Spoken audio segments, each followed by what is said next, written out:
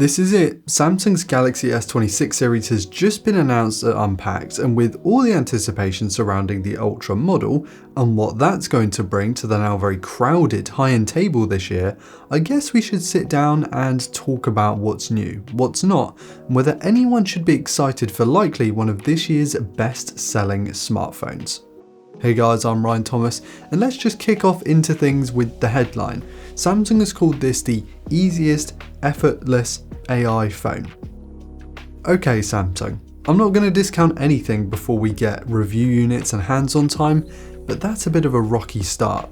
The Galaxy S26 and S26 Plus have, in a similar way to Apple's iPhone 17 series, received a boost in base storage, so they now start at 256GB instead of 128, with 12GB of RAM across the board.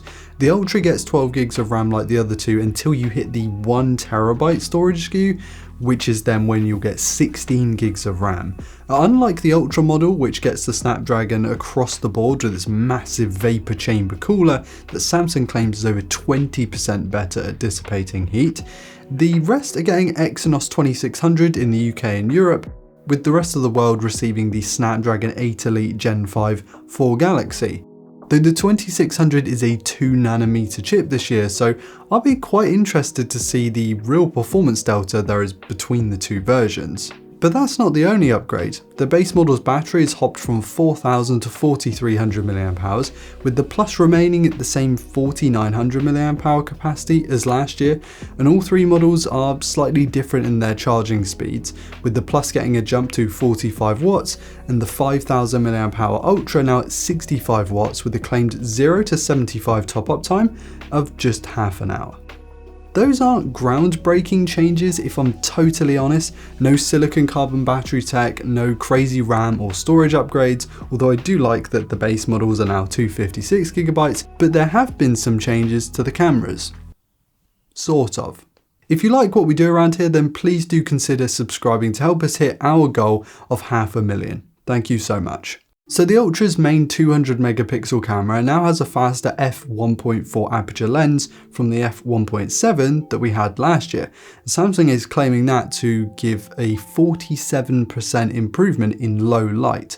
And the 50 megapixel 5x telephoto camera has now been sped up from f3.4 to f2.9. Same sensor sizes, same zoom ranges, but now with some slightly added light to the main and the 5x telephotos, which should help normalize quality in different environments, particularly in low light as you'd imagine, and provide blurry out of focus elements naturally without the need to switch to a portrait mode.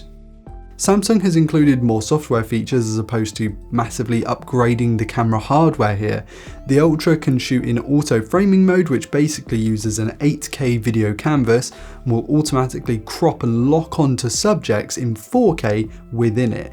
Super Steady Video has been upgraded to lock the horizon using accelerometer data in real time, which is quite neat. And Nightography Video, no, that's what they're calling it, Nightography Video, Samsung's low light filming mode now recognizes and denoises in real time as well. But at least the Ultra model got some kind of camera hardware upgrade, because the base model as the Plus model have remained the same hardware-wise, not only as last year or the year before that, or even the year before that. No, these are the same rear sensors that we've had since the Galaxy S22.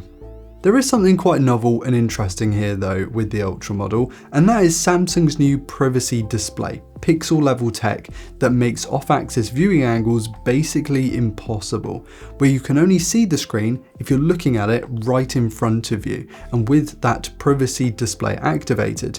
It can work off-axis in the horizontal and vertical plane too, and can even be localized to particular points on the screen. So say if a notification pops up, you want just that bit to be privacy focused, it can do that. Pretty cool stuff, to be totally honest. Though it does reduce the quality of that part of the display quite significantly when it's been activated. I'm not sure just how much that really matters in the grand scheme of things, but it does look a little bit janky. A cool feature for the privacy conscious, I'm sure though.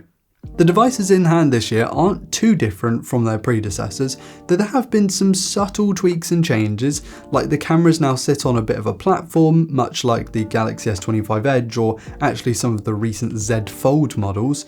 The Ultra is now considerably rounder in its corners compared to the previous models as well, making it fit basically perfectly into the lineup. With the smaller models, they're all roughly the same corner radius versus the Ultra that has for a while remained a little bit squarer, sort of like the Galaxy Note. It helps the base model and the Plus model look closer to the Ultra model. They look like they're coming from the same family of phones. And that Ultra model is now somewhat thinner and lighter as well, without compromising battery size or any of the internal performance components, it seems. This can only be a win in my opinion, because the Galaxy S25 Ultra really did feel like you were carrying a brick around with you. Now, this downsizing is minimal. It's maybe not something you'll even notice, but I guess every little helps. And I'm sure this weight saving has been helped by the switch to aluminium instead of the titanium that Samsung was using before. Remember the tagline, easiest, effortless AI phone?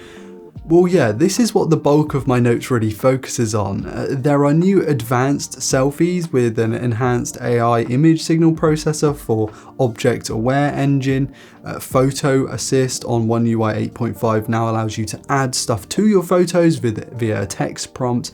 And there have been a few tweaks and additions to Samsung's Now suite, with Now Nudge now scanning your screen for details and context to provide suggestions.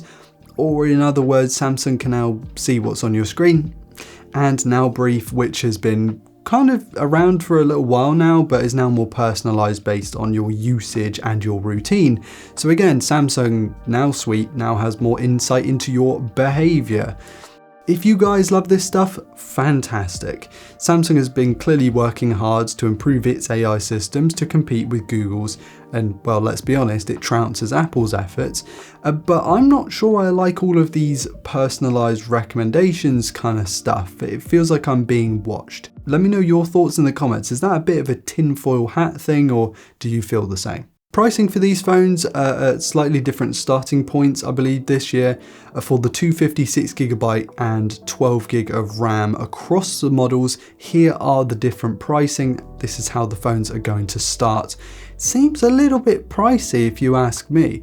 And for what exactly? Maybe that extra storage? I mean, the price of RAM and stuff is really expensive at the moment. Again, I'm not going to hard recommend or not recommend a phone before I've even touched it. I'm not going to pass that judgment just yet, but it does feel a little bit strange, to be totally honest, and I wouldn't be shocked if this was a generation of smartphones, of Galaxy smartphones, that many people actually skipped. But I guess we'll just see what happens post-launch. Guys, I would love to hear your comments and your thoughts on the new Samsung models. I mean, there have clearly been some upgrades in some areas, but those are places that maybe we weren't asking for upgrades. I mean, the privacy glass thing, I don't think I've ever seen anyone ask for that, but it seems pretty novel, pretty interesting. I am looking forward to having one of these at least in person in my hand to evaluate, so get subscribed to stay tuned and to not miss that review and the comparisons that will likely follow coming up soon. It's going to be interesting to see how these phones do in the real world and the perception of the public. But anyway, whilst you're down there in the comments, again, be sure to like if you enjoyed today's content and get subscribed to not miss our upcoming reviews. Thank you so much for watching. I've been Ryan Thomas and I will catch you later. Cheers.